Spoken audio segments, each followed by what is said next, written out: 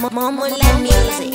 Biggie, whole family, Riu mada gang. Goda kukutenda na chipo changu, bakuti mnondi changeta sama iwangu. Makana kamune samisa mwari wangu, yakukujeze kudarika samwari zangu.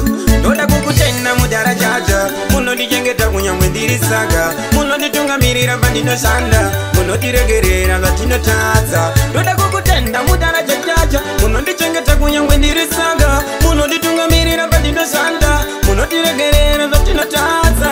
Goda kukutenda na chipo changu, mkazi kuti mnondi changeta sama iwangu. Umakana kamuna shambisa mwari wangu, nukukonyeze kudarika samwari zangu. Pasino mnondi simisa, pamuno tonga jajabana anapikisa. Mabasa enyu jajaa anusamisa, amuno ita kutiri uwesa panika.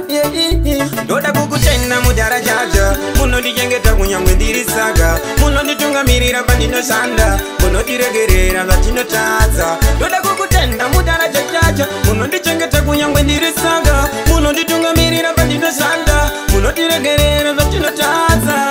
Ndakatanga vamwe vaitota pana pana, iye tinotenda samba tenga mwari mnana.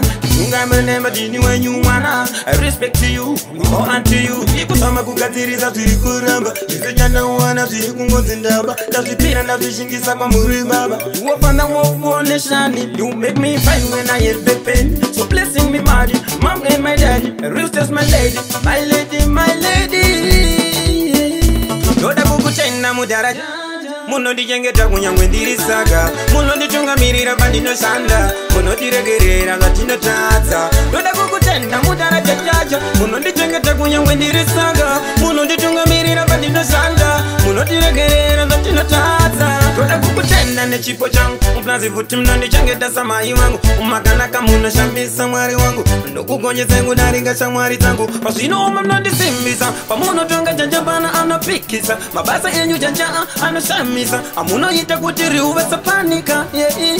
Doda kukutenda mudara jaja, munondi changeta kunyamwendiri saga. Munondi tunga mirira bandino sanda, munondi regerera latino taza. Doda kukutenda mudara jaja, munondi changeta kunyamwendiri saga. Munondi tunga mirira bandino sanda, munondi regerera latino taza. For God so loved the world that He gave His only begotten Son. If I believe in Him, shall not perish but have everlasting life.